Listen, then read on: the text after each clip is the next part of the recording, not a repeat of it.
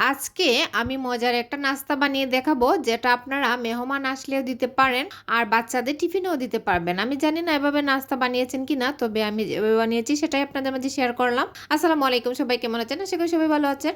তো যাই হোক, আমি এখানে একটা বাটিতে পরিমাণ মতো ময়দা নিয়ে নিলাম আর দিয়ে দিলাম তেল। আর এটা পরিমাণ অনুযায়ী দিবেন আর কি, কম বেশি হতে পারে। বেশি ময়দা নিলে বেশি একটু তেল দিতে হবে আর কম নিলে কম। তো যখন ময়দাটা আমি মেখে নিলাম, যখন হাত দিয়ে মুঠ করে নিলাম জমা হয়ে গিয়েছে, মানে জমাট বেঁধে গিয়েছে, তখনই বুঝবো আমরা ময়দাটা আমার মাখা হয়ে গিয়েছে। তারপর একটু একটু পানি দিয়ে আমি ময়দাটা ভালোভাবে মেখে 10-15 মিনিটের জন্য রেখে দিলাম।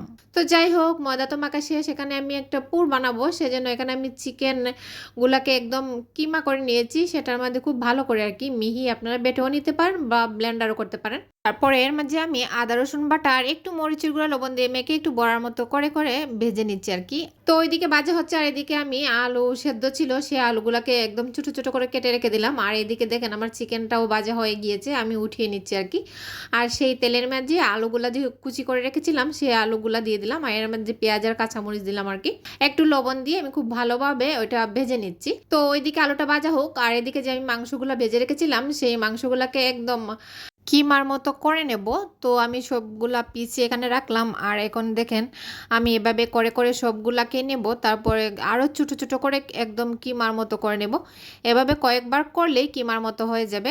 দেখেন ফাইনালি আমার এগুলা হয়ে গিয়েছে কিমার মতো। এখন আমি একটা বাটিতে উঠিয়ে নিচ্ছি সবগুলোই। তো উঠানো শেষ, আলুটা যে ভেজে রেখেছিলাম প্যানে, তো সেই প্যানে আমি কিমাগুলো দিয়ে দিলাম। দিয়ে এই তো একটু নাড়াচাড়া করে নিচ্ছি খুব ভালোভাবে। এর মাঝে আমি একটু মরিচের গুঁড়ো দিলাম একটু ঝালের জন্য, আর একটু হলো জিরার গুঁড়া দিয়েছি। তো দেওয়ার পর আমি একটু নাড়াচাড়া করে নিলাম আর এর মাঝে একটুখানি টমেটোর সস দিলাম। এটা আপনারা বাসায় থাকলে দিতে পারেন, না দিলেও চলবে, সমস্যা নেই। এই তো আমার পুরটা ভাজা হয়ে গিয়েছে। তো যাই হোক, আমার তো এটা আমি নামিয়ে নিলাম, একটু ঠান্ডা হয়ে গিয়েছে। আর এখন যে ময়দার ডোটা মেখে রেখেছিলাম, তো এটা থেকে আমি কিছুটা নিয়ে বেশ বড় একটা রুটি বানাবো আর কি। এই তো আমি রুটিটা বেলে নিচ্ছি ভালো করে, খুব একটা বড় বানিয়ে নিব। তো এই তো বানানোর পর আমি একটা কাটার দিয়ে এভাবে গোল গোল করে কেটে নিচ্ছি। তো কাটার বাসা না থাকলে এভাবে আমার মতো করে যে কোনো বিস্কিটের বক্সের মুখ আছে না, সেই মুখটা দিয়ে এভাবে কেটে নিতে পারেন।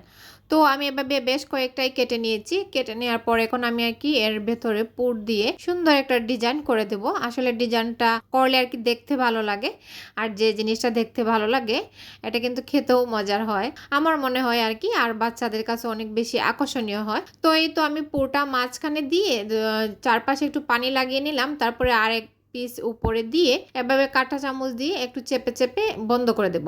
তারপরে একটা ছুরি দিয়ে এভাবে একটু ফাঁকা করে করে কেটে নিব।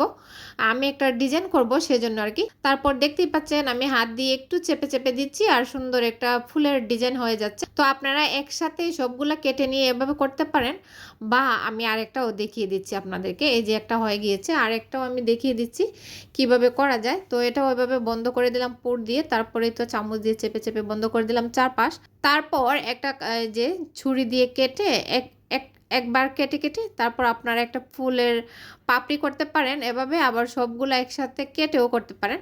আমি দুইভাবে দেখিয়ে দিলাম, আপনারা দেখেই বুঝে নেবেন, যার কাছে যেটা সহজ মনে হয় সেভাবেই করে নেবেন। তো এই তো আমি এটাও এভাবে করে নিয়েছি, দেখেন অনেক সুন্দর হয়েছে তাই না?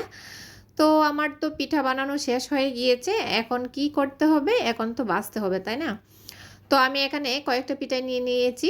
এভাবে আপনারা প্লেটে রেখে ডিপ ফ্রিজে রেখে কিন্তু ফ্রোজেন করতে পারেন বেশ কয়েকদিন।